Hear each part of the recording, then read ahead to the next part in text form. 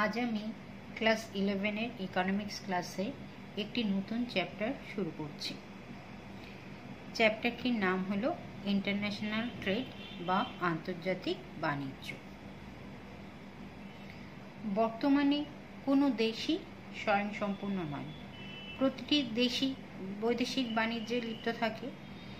কেন দুটি দেশের মধ্যে বাণিজ্য হয় এবং কিভাবে আন্তর্জাতিক বাণিজ্যের ফলে বাণিজ্যে লিপ্ত থাকা সব দেশই লাভবান হয় তা নিয়ে আমি আজ আলোচনা করব। প্রথমেই আসি কি আন্তর্জাতিক বাণিজ্য কাকে বলে বা এই আন্তর্জাতিক বাণিজ্যের বৈশিষ্ট্য কি।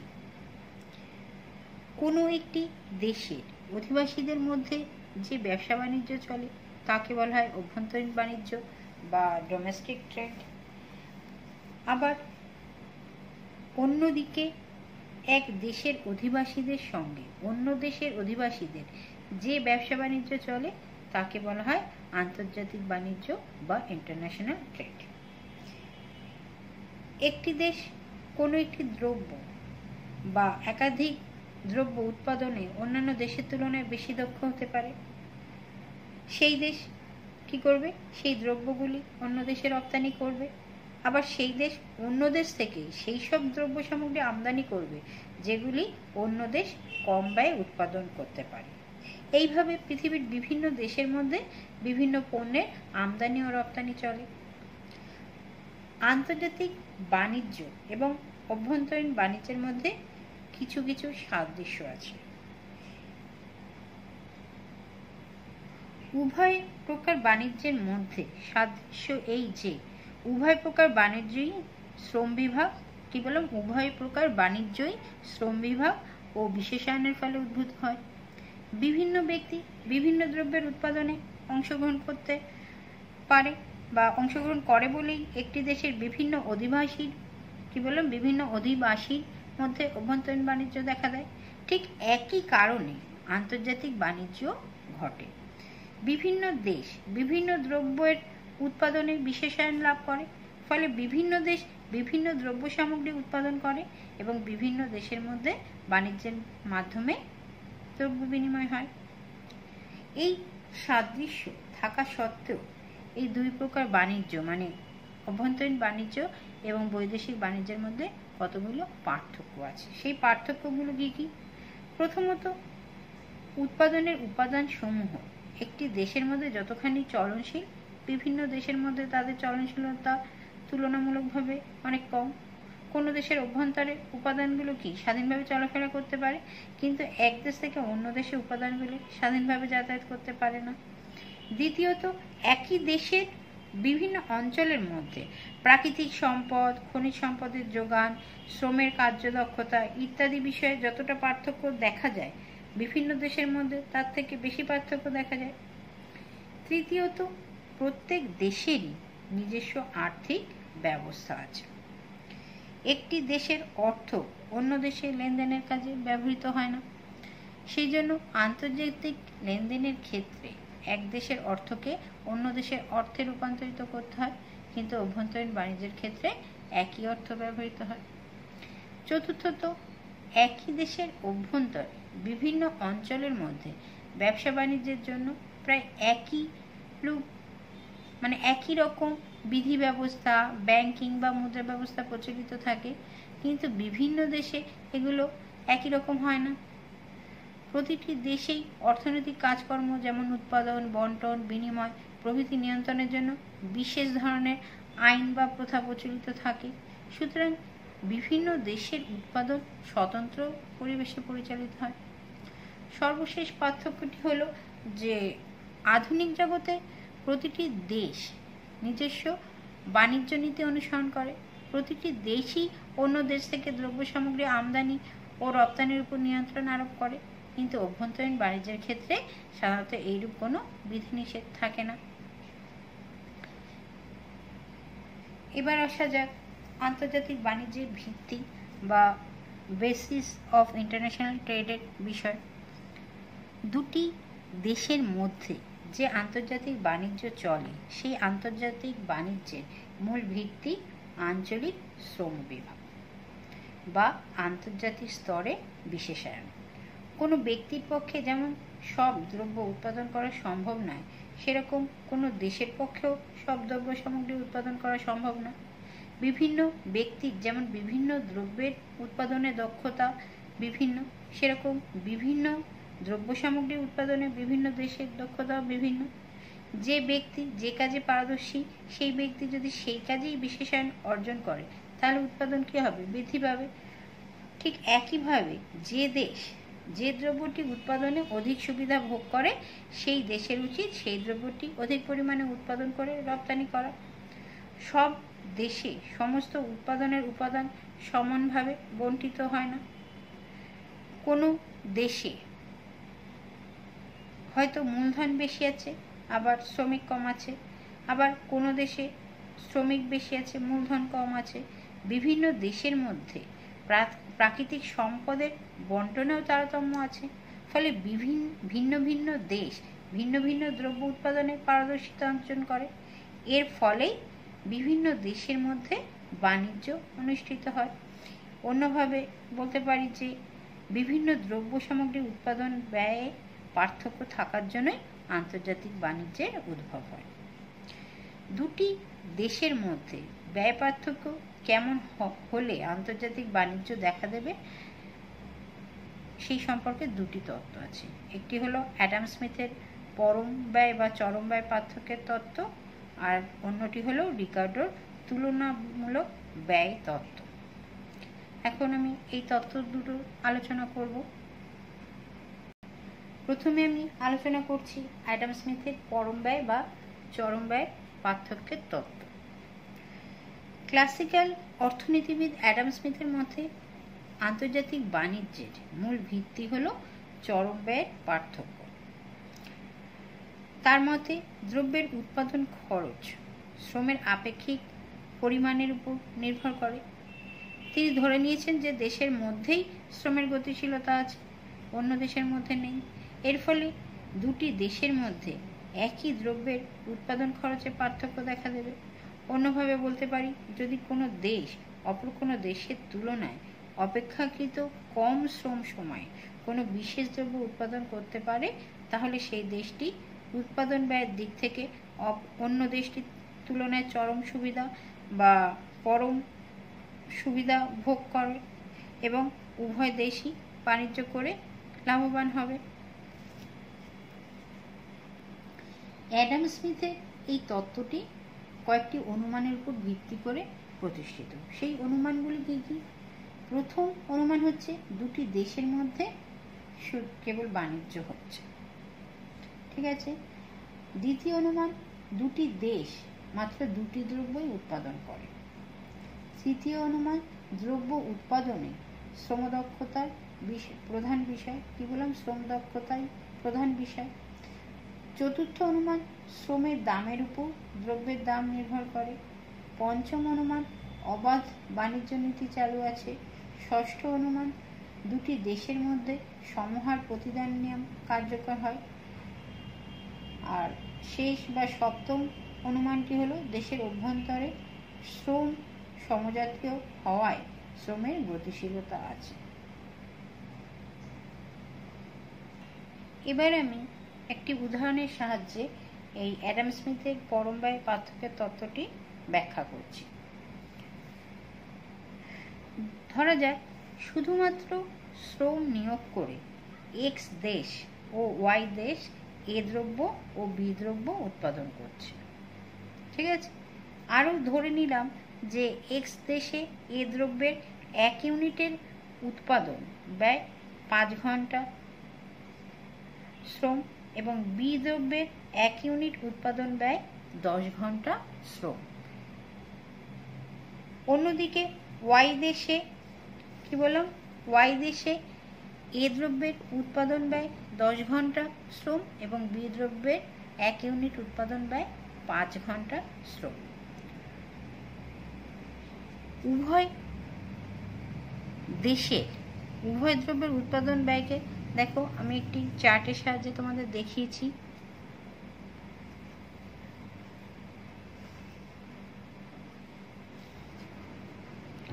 তাহলে এই চার্টে কি দেখা যাচ্ছে যে এ দ্রব্যের 1 ইউনিট উৎপাদন করতে এক্স দেশে লাগে 5 ঘন্টা শ্রম, কিন্তু ওয়াই দেশে লাগে 10 ঘন্টা শ্রম। সুতরাং এ দ্রব্য উৎপাদনে এক্স দেশের ব্যয় সব থেকে কম। অন্যদিকে বি দ্রব্যের 1 ইউনিট উৎপাদন করতে এক্স দেশের লাগে 10 ঘন্টা শ্রম এবং ওয়াই দেশের লাগে 5 ঘন্টা শ্রম। সুতরাং বি দ্রব্যটি ওয়াই দেশেই সবচেয়ে কম ব্যয় উৎপাদন করা যায়। এক্স দেশের উৎপাদন ব্যয় সব থেকে কম এ দ্রব্যের ক্ষেত্রে, আবার ওয়াই দেশের উৎপাদন ব্যয় সব থেকে কম বি দ্রব্যের ক্ষেত্রে। এরকম অবস্থায় বলা হয় যে এক্স দেশটি এ দ্রব্যের উৎপাদনে পরম ব্যয় সুবিধা ভোগ করছে এবং ওয়াই দেশটি বি দ্রব্যের উৎপাদনে পরম ব্যয় সুবিধা ভোগ করছে। অ্যাডাম স্মিথের মতে এই রকম সময় দুটি দেশের মধ্যে বাণিজ্য হবে এবং যে দেশে যে দ্রব্যের উৎপাদন ব্যয় সর্বাপেক্ষা কম সেই দেশ সেই দ্রব্যের উৎপাদনে সম্পূর্ণরূপে আত্মনিয়োগ করবে। অর্থাৎ এক্স দেশটি এ দ্রব্যের উৎপাদনে সম্পূর্ণরূপে আত্মনিয়োগ করবে এবং ওয়াই দেশটি বি দ্রব্য উৎপাদনে সম্পূর্ণরূপে আত্মনিয়োগ করবে।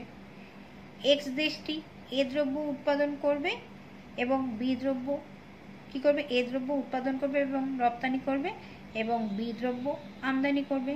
অন্যদিকে ওয়াই দেশটি বি দ্রব্য রপ্তানি করবে এবং এ দ্রব্য আমদানি করবে। এইভাবে যদি দুটি দেশের মধ্যে বাণিজ্য চলে তাহলে উভয় দেশই লাভবান হতে পারবে। অ্যাডাম স্মিথের এই পরম ব্যয় পার্থক্যের তত্ত্বে কিছু সীমাবদ্ধতা ও ত্রুটি আছে। সেগুলো কি? প্রথমত, এই তত্ত্বে ধরে নেওয়া হয়েছে দুটি দেশের মধ্যে বাণিজ্য চলে, কিন্তু বর্তমানে যে কোনো দেশ বহু দেশের সঙ্গে একাধিক দ্রব্য উৎপাদন করে বাণিজ্যিক লেনদেন করে। দ্বিতীয়ত, উৎপাদনের ক্ষেত্রে কেবল শ্রমকেই গুরুত্ব দিয়ে অন্য উপাদানকে অবহেলা করা হয়েছে। তৃতীয়ত, অবাধ বাণিজ্য নীতি খুব একটা দেখা যায় না।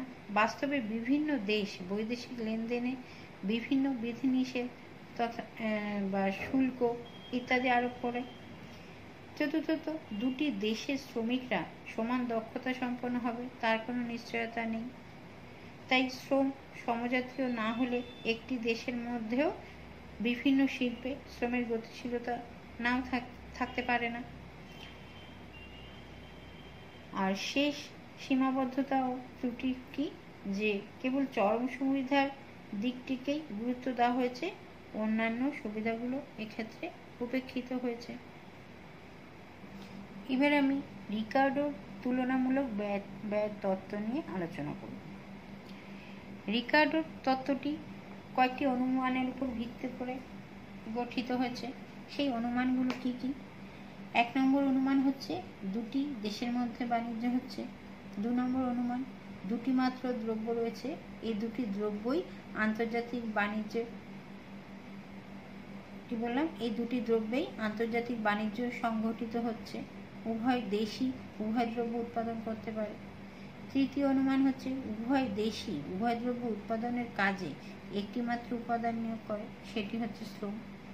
উভয় দেশে প্রতিটি দ্রব্যের উৎপাদন ব্যয় শ্রম ঘন্টার মাধ্যমে পরিমাপ করা হয়। যে দ্রব্যের উৎপাদনে অধিক শ্রম ঘন্টা প্রয়োজন হয় সেই দ্রব্যের মূল্য বেশি, একে মূল্যের শ্রম তত্ত্ব বলে। চতুর্থ অনুমান হচ্ছে উভয় দেশই ইউনিট পিছু উৎপাদন ব্যয় কি বললাম, উভয় দেশেই ইউনিট পিছু উৎপাদন ব্যয় স্থির আছে বলে ধরে নেওয়া হয়েছে। পঞ্চম অনুমান হচ্ছে কি, উভয় দেশের মধ্যে অবাধ বাণিজ্য চলছে, আন্তর্জাতিক বাণিজ্যের উপর বিধিনিষেধ কোনো দেশই আরোপ করেনি এবং কোনোরূপ পরিবহন ব্যয়ও নেই।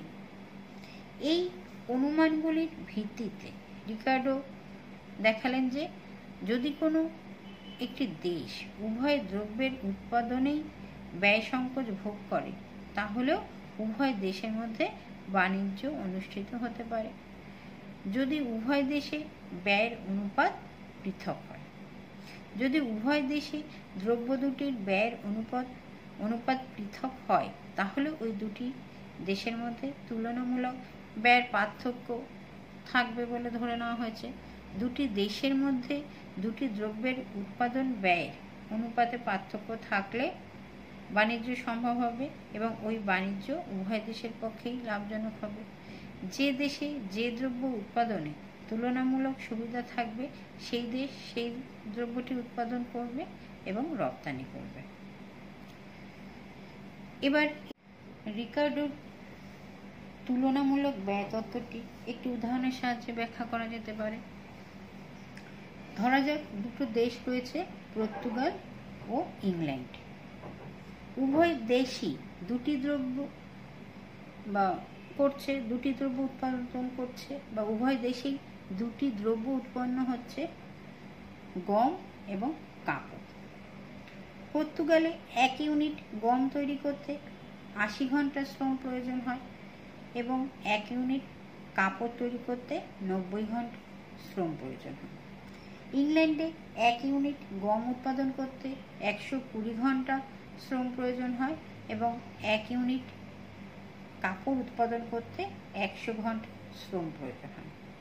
বিভিন্ন দেশের উভয় দ্রব্যের উৎপাদনে ইউনিট পিছু উৎপাদন ব্যয় আমি একটি চার্টের সাহায্যে দেখিয়েছি তোমাদের।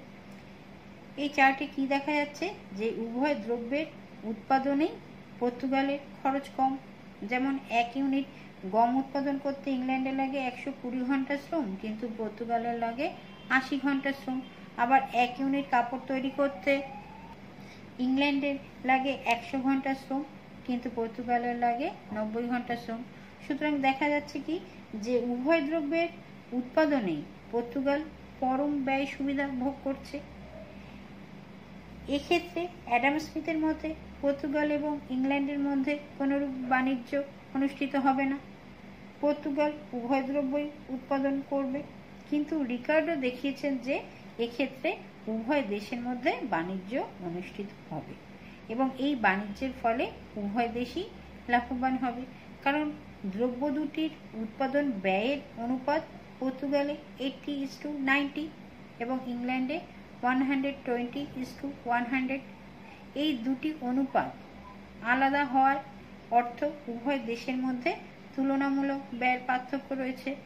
তুলনামূলক ব্যয়ের পার্থক্য থাকলেই উভয় দেশের মধ্যে বাণিজ্য অনুষ্ঠিত হবে এবং এই বাণিজ্যের ফলে উভয় দেশই লাভবান হবে।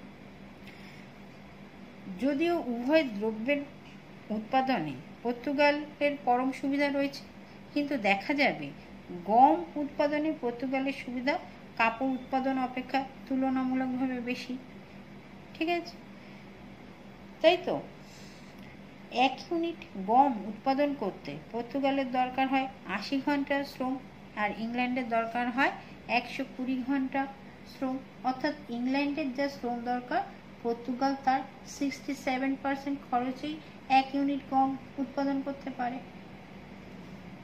অন্যদিকে কাপড় উৎপাদনে পর্তুগালের খরচা কম ঠিকই, কিন্তু পর্তুগালের খরচা ইংল্যান্ডের খরচার 90%। এক্ষেত্রে উভয় দ্রব্যের উৎপাদনে পর্তুগালের কি আছে পরম সুবিধা থাকলেও পর্তুগালের সুবিধা তুলনামূলকভাবে গম উৎপাদনের ক্ষেত্রে বেশি।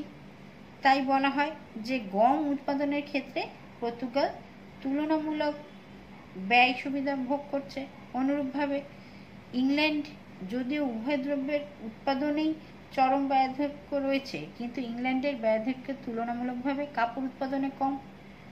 গম উৎপাদনে পর্তুগালের যা ব্যয় ইংল্যান্ডের ব্যয় তার 50% বেশি, কারণ 120/80 × 100 করলে কত হচ্ছে 150%।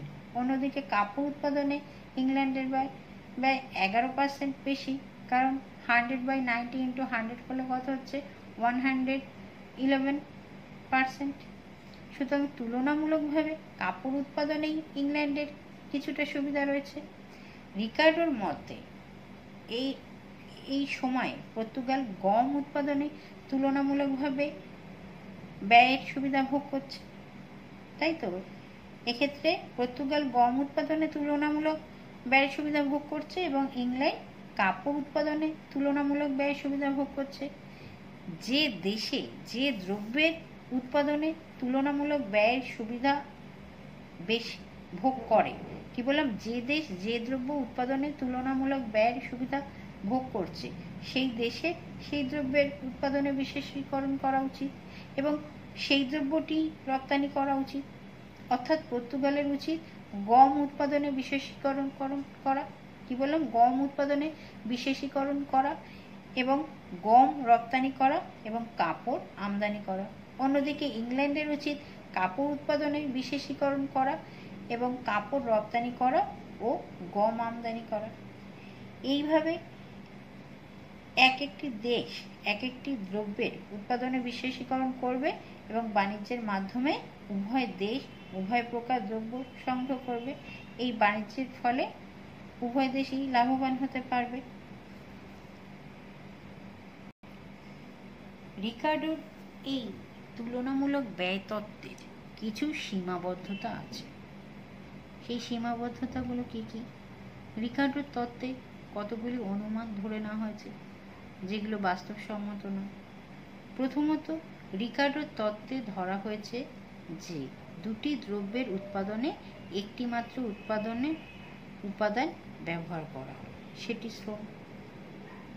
কোনো দ্রব্যের মূল্য সেই দ্রব্যের উৎপাদন করতে কত ইউনিট শ্রম ব্যবহৃত হয় তার উপর নির্ভর করে। একেই মূল্যের শ্রম তত্ত্ব বলা হয়। বাস্তবে দেখা যায় যে শুধুমাত্র একটি উপাদানের সাহায্যে কোনো দ্রব্য উৎপাদন করা যায় না। শ্রম এবং মূলধন এই দুটি উপাদান রয়েছে যদি আমরা ধরে নিই, তাহলে রিকার্ডোর তত্ত্বটি কার্যকরী হবে না। দ্বিতীয়ত, রিকার্ডো ধরেছিলেন যে মাত্র দুটি দেশ রয়েছে এবং এই দুটি দেশের মধ্যে বাণিজ্য অনুষ্ঠিত হচ্ছে।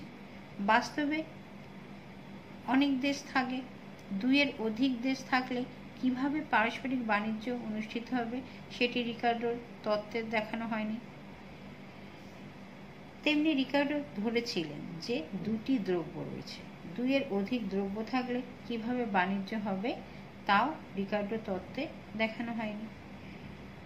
তৃতীয়ত, রিকার্ডোর তত্ত্বে শুধু এটুকুই ধরা হয়েছে যে দুটি দেশের মধ্যে যদি ব্যয় অনুপাত পৃথক হয় তাহলে তুলনামূলক ব্যয়ের নীতি কার্যকরী হবে। যদি দুটি দেশের মধ্যে বাণিজ্য হার দুটি দেশের ব্যয় অনুপাতের মধ্যে থাকে তাহলে বাণিজ্যের ফলে উভয় দেশই লাভবান হবে। কিন্তু কিভাবে দুটি দেশের মধ্যে বাণিজ্য হার নির্ধারিত হবে সেটি রিকার্ডো তত্ত্বে দেখানো হয়নি।